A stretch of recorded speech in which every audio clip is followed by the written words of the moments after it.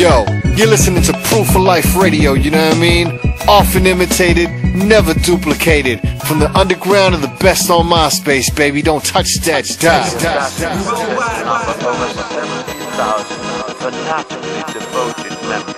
Their speciality, they had perfected the art of killing. Red Music UK. Them noble Outlawz. Cause you bad enough. Cause you bad enough. Cause you bad enough. Earn your days. I can sing, motherfucker. You sing alright. Bad enough. Alright, you sing pretty good. Oh, take it. Sheist on a Ricochet remix.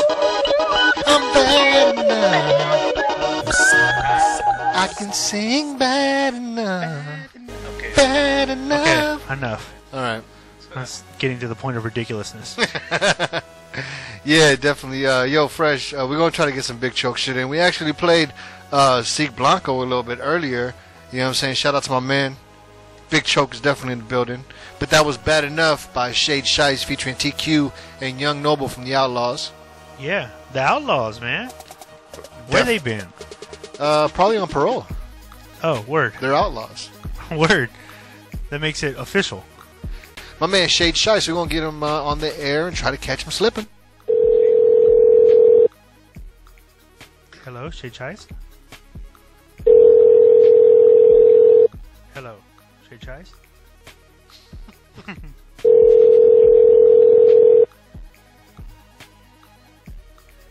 Survey says. Hello. Yeah, can we speak to Sheist, please? Yo, this is him. Yo, what's going on, man? You live on Proof of Life Radio right now, man. What's going on with you? Hey, what's calling with you, dog? All good. That's right, man. Let's give Sheist a round of applause, everybody. Yeah, man. It's all love, man. I appreciate that. Man, what's going on with you, man? Definitely, you know what I'm saying, West Coast veteran, man. How you doing tonight, bro?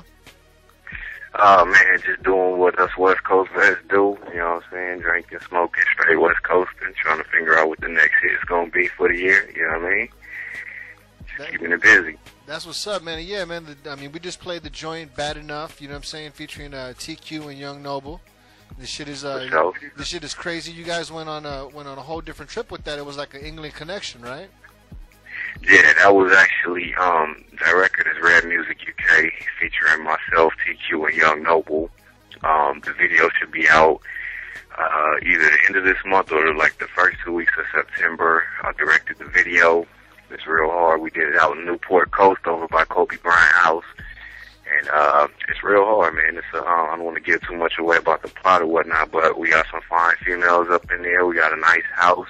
It's me, Q, and Noble and Red Music, and we just doing our thing, man. It's a UK connect. No, definitely, man. The song is a banger. I mean, shit. But as soon as the song was over, I was already singing the hook to it. You know what I'm saying? So it definitely sounds like it's gonna be a real big record, man. But I mean, what's been going on with you? You might not hear from me from time to time, but usually when that period is where I'm real quiet, it's either one of two things. It's either I'm in the studio working real hard on some projects, audio-wise, or I'm out on tour, you know what I mean?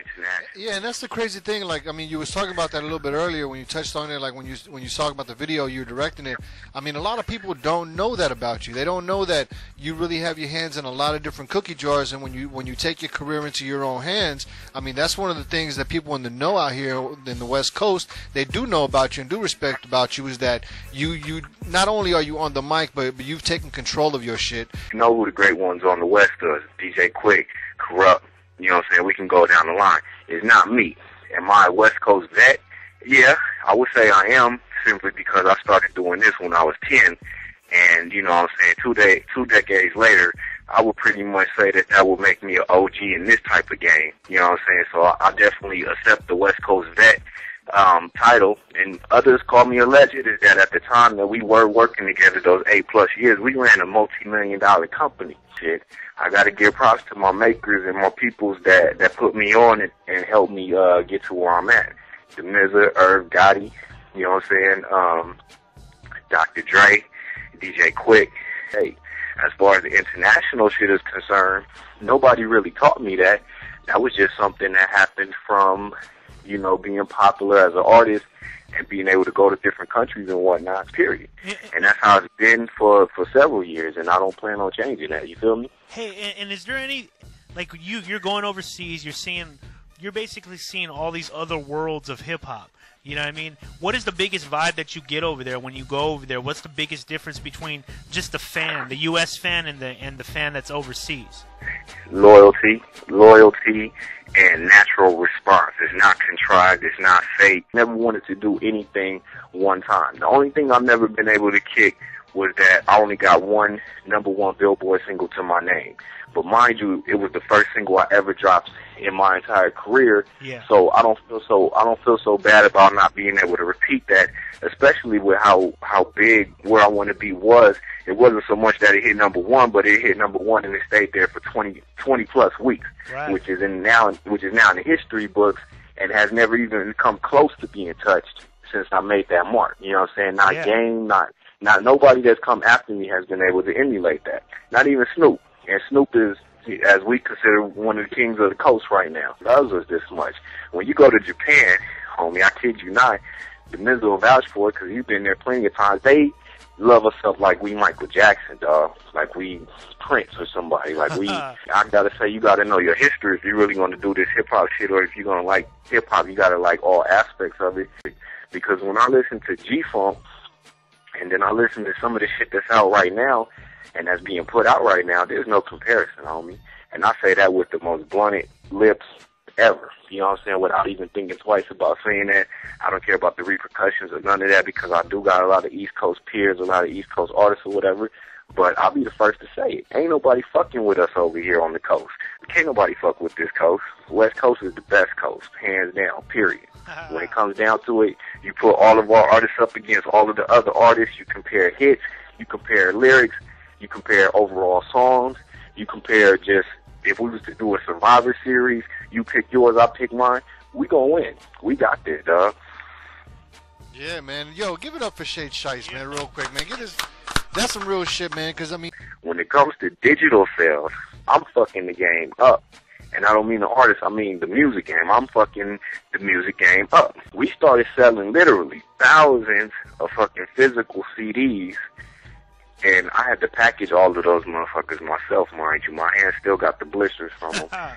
And what happened was, I signed a deal with IOTA, which is the #1 digital distribution company in the world. After that, they put me on to some shit that I was aware of, but I really wasn't aware of like that. Nobody's selling like they used to. The biggest example, it's been what?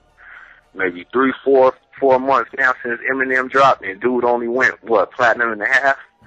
That's Eminem that we talking about. Mind you, Eminem has an audience that he can tap into, you know, without having to pull the race card, but I mean, there's no way around it. He is the highest selling hip-hop artist or whatever, but we know it's no mystery. It's because he's white. Kanye West's last album, you know, sold more than Eminem right now, and Eminem is considered the man when it comes to, like, hip-hop and whatnot. 50 Cent also is experiencing the same kind of situation. When have you ever heard about 50 Cent getting pushed back? The mythology that is the Detox Project, like, oh, that shit ain't coming out, and this and that, and Dre this and whatever. But don't y'all remember that this fool made a song directed to everybody that's talking that dumb shit or whatever? It's like he pre-planned all of this same notion. Everybody was talking the same shit when that 10-year stretch went between Chronic and Chronic 2001. They was like, oh, this shit ain't never coming out, and all, he just saying this shit, he's trying to keep everybody.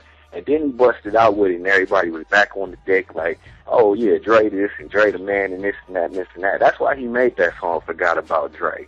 And they doing the same thing right now. Detox is not mythology. Detox is a real album. I've heard songs off of Detox.